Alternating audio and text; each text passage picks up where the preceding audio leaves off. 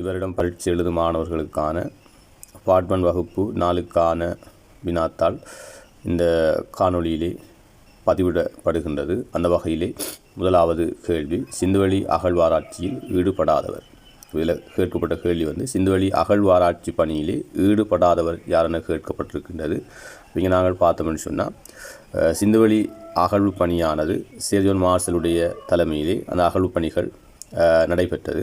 இதை நாங்கள் பார்த்தோம்னு சொன்னால், Alexander, Cunningham, William Jones, sir John Marshall, இதில் இருக்கின்ற 4 பேர் ஏதோ ஒரு வகையில் சிந்துவெளி அகழ்வாராய்ச்சிகளோடு தொடர்பட்டவர்களாக இவர்கள் காணப்படுகிறார்கள். ஆனால் 5வது நாங்கள் பார்த்தோம்னு சொன்னால், ஞானேஸ்வரர். இவர் வட இந்திய பக்தி இயக்கத்தில் அந்த பக்தி நெறியாளர்களில் ஒருவராக இவர் காணப்படுகிறார். ஆகவே இந்த வினாவுக்கு அகழ்வாராய்ச்சி ஈடுபடாதவர் யாருன்னு கேட்டால் 5வது விடையாகும், ஞானேஸ்வரர் ஆகும்.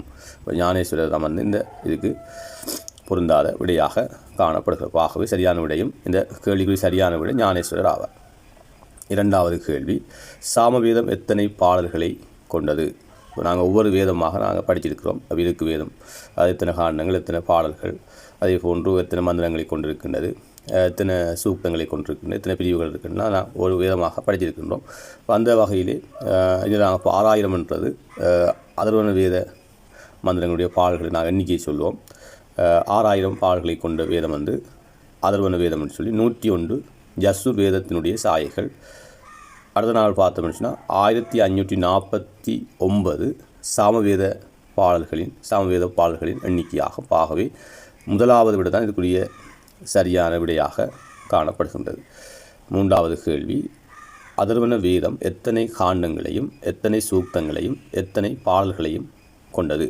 இப்போ நாங்கள் இங்கே பார்த்தோம்னு சொன்னால் 10 காண்டம்னு சொல்கிறது. 10 மண்டலங்களை கொண்ட வேதம் இருக்கு வேதம். 100 காண்டங்கள் 20 காண்டங்களையும். இதில் நாங்கள் பார்த்தோம்னு சொன்னால் பிழையான விடைகளை நாங்கள் முதல்ல என்ன செய்யலாம்னா தட்டி விடலாம். இந்த கேள்வியை நாங்கள் பார்க்குற போது பிழையான விடைகளை முதலாவது தட்டுவோம். 6000 பாடல்கள்ன்றது பின்னுக்கு பாருங்கள், விடையில் எல்லாத்துலேயுமே இருக்குது. 6000 பாடல் அதர்வன வேதம் கொண்ட பாடல்கள் எண்ணிக்கை 6000 பாடல்கள். அடுத்தது பார்த்தோம்னு சொன்னால் இந்த 4வது விடைய பாருங்கள், 1028 சூக்கம். அது இருக்கு வேதத்தினுடைய பாகம். அந்த விட வராது. அடுத்த நாள் பார்த்தோம்னு சொன்னால் 731 சூக்தம், 731 சூக்தம். அது அதர்வன வேதத்தினுடைய சூக்தங்கள் எண்ணிக்கைப்பாக அது வரும்.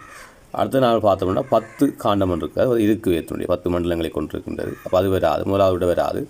100 காண்டங்கள் என்று இருக்கிறது, அதுவும் வராது. 20 காண்டங்கள் இருக்கின்றது. அதர்வன வேதத்தில் 20 காண்டம் இருக்குது, 737 சூக்தம் இருக்குது, 6000 பாடல்கள் இருக்குது. ஆகவே சரியான விடை 3வது விடையாகும். சரியான விடை 3வது விடையாகும். 4வது கேள்வி, ஒருவன் செய்த பாவச்செயல்கள் அதற்குரிய பிராயச்சித்தங்கள். ஒருவன் செய்த பாவச்செயல்கள் அதற்குரிய பிராயச்சித்தங்கள் பற்றி கூறும் புராணம் எதென்று கேட்டிருக்காங்க. இங்கே நாங்கள் பார்த்தோம்னு சொன்னால் கருட புராணம், கந்த புராணம், பெரிய புராணம், திருவிளையாடல் புராணம்னு சொல்லி விடைகள் இருக்கின்றது. ஸ்கந்த புராணம் ஆணவ அழிவு பற்றி சொல்லுது. ஸ்கந்த புராணம் ஆணவ அழிவு பற்றி சொல்லுகின்ற ஒரு புராணமாக இருக்கின்றது. பெரிய புராணம் சைவ காப்பியம் 63 நாயன்மார்களுடைய சிறப்புகள், வரலாற்று சிறப்புகளை கூறுகின்ற ஒரு புராணமாக இது காணப்படுது. திருவிளையாடல் புராணம் இதனுடைய திருவிளையாடல் காட்சிகளை சொல்லுகின்றது.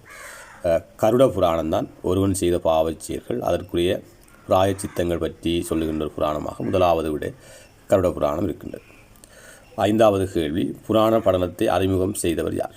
புராண படலத்தை அறிமுகம் செய்தவர் காசிவாசி செந்தில்நாதையர். தெரியும் உங்களுக்கு, தேவாரம் வேதாசாரம் என்ற பெயரில் அந்த நூலை உருவாக்கியிருக்கிறார். அதாவது 6முக நாவலுடைய முதன்மை சீடன் காசிவாசி செந்தில்நாதையர்.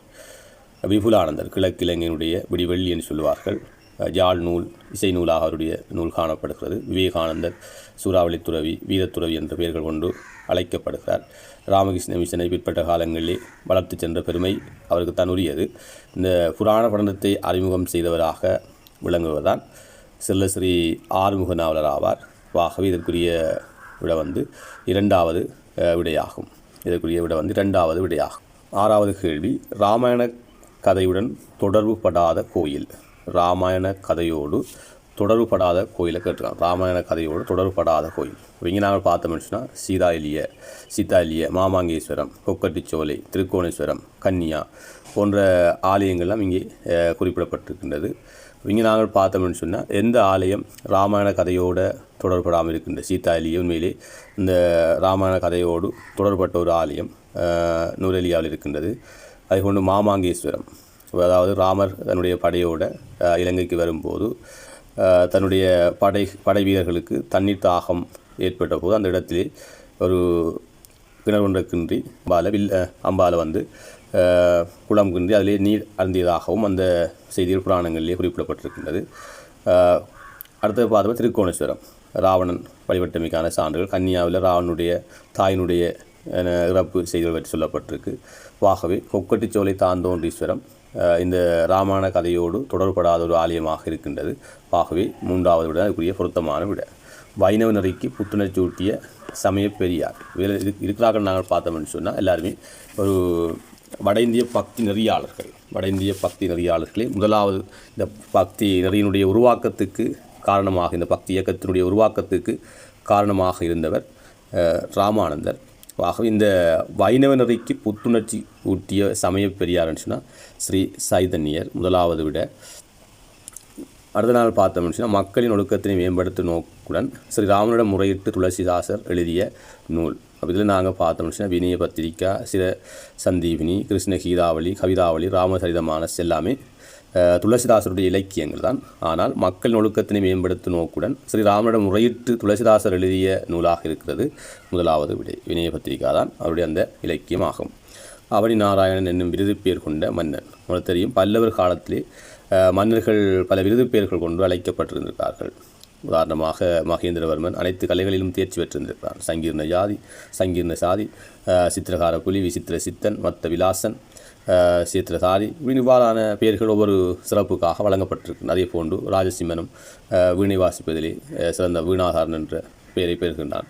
அதே போன்று நந்திவர்மன் தான் இந்த அவனி நாராயணன் என்ற விருது பெயர் கொண்ட மன்னனாக காணப்படுகப்பாகவே மூன்றாவது விடையாகும். மகேந்திரவர்மன் கட்டடக்கலையின் சிறப்பு பற்றி கூறுகின்ற சாசனம். அவனுடைய முதலாவது கல்வெட்டு தான் இந்த மண்டகப்பட்டு கல்வெட்டு. அவனுடைய முதலாவது குகை ஆலயமாகும். அதுதான் இந்த மகேந்திரவர்மனுடைய கட்டடக்கலையின் சிறப்புகளை பற்றி சொல்லுகின்ற ஒரு சாசனமாகவும் அது அமைஞ்சிருக்கின்றது. சீயமங்கலம், திருச்சிராப்பள்ளி, மாமண்டூர், பல்லம். திருச்சிராப்பள்ளி வந்து மகேந்திரவர்மனுடைய சைவ சமய ஈடுபாட்டை சொல்லுகின்ற ஒரு சாசனமாக விளங்குகின்ற. ஆகவே முதலாவது விட அதுக்குரிய சரியான விடையாகும். கருவறையின் இருபுறமும் வட கைலாயம், தென் கைலாயம் என அழைக்கப்படுகின்ற ஆலயம். இங்கே பிரமிட் வடிவில காட்சி தார ஒரு விமானம் வந்து பிரமிட் வடிவில காட்சி அளிக்கின்ற ஒரு ஆலயமாக விளங்குவது தஞ்சை பெருவுடையார் கோயில். அதே போன்று வில் வடிவில காட்சியளிப்பது தான் இந்த கங்கை கொண்ட சோழீஸ்வரம். இதுதான் வட கைலாயம், தென் கைலாயம் என்ற சிறப்புக்குரிய ஒரு ஆலயமாகவும் அமைகின்ற. ஆகவே இரண்டாவது விட. நடராஜ வடிவ விளக்கும் தத்துவத்தை விளக்குகின்ற அதில் வேறுபட்டது. நடராஜ வடிவம் விளக்கும் தத்துவத்தை அதில் வேறுபட்ட ஒன்று. இங்கே நாங்கள் பார்த்தோம்னு சொன்ன பிள்ளைகள், காத்தல் அபயகரம், அழித்தல் தீயேந்தியகரம், மறைத்தல் ஊன்றிய திருவடி, அருளல் தூக்கிய திருவடி. படைத்தல் என்பது தீயேந்திய கை என்று ஆகவே அது வராது. ஆகவே இதுதான் அந்த அதுக்குரிய சரியான விடையாகும். ஆகவே முதலாவது விடையாகும். 12வது கேள்வி முதலாவது விடையாகும். 13வது கேள்வி, சிலந்தி தன்னிடமிருந்து நூலை உண்டாக்குவதென்ற உதாரணத்தினூடாக பிரமப்படைப்பை கூறும் உபநிடதம். சிலந்தி பூச்சியோட நாங்கள் உதாரணத்துக்கு படிச்சிருக்கிறோம். உபநிடத்திலே முண்டக உபநிடதம் தான் அந்த கருத்தோடு தொடர்பட்டதாக காணப்படுகின்ற உபநிடதம். கடோ உபநிடதம் ஒரு பழமை வாய்ந்த உபநிடதமாக விளங்குகின்றது. சுவேதாசுரோட சைவ சமய சிந்தனைகளை முன்வைக்கின்ற உபநிடதமாக இருக்கின்ற. ஆகவே சரியான விடை வந்து மூன்றாவது விடை. பகவத்கீதையில் எத்தனை சுலோகங்கள் காணப்படுகிறது? பகவத்கீதையிலே எத்தனை சுலோகங்கள் இருக்கின்றது? 700 ஸ்லோகங்களையும் 18 பருவங்களையும் கொண்டு இந்த பகவத்கீதை காணப்படுகிறது. ஆகவே மூன்றாவது விடையாகும். அத்வைத கோட்பாட்டின் மறுபெயர். அத்வைத கோட்பாட்டினுடைய மறுபெயரை கேட்டிருக்கான். ஒருமைவாத கோட்பாடு, ஏகாண்மைவாத கோட்பாடு, பரிணாமவாத கோட்பாடு, மாயாவாத கோட்பாடு. இதில் நாங்கள் பார்த்தோம்னு சொன்னால் அத்வைத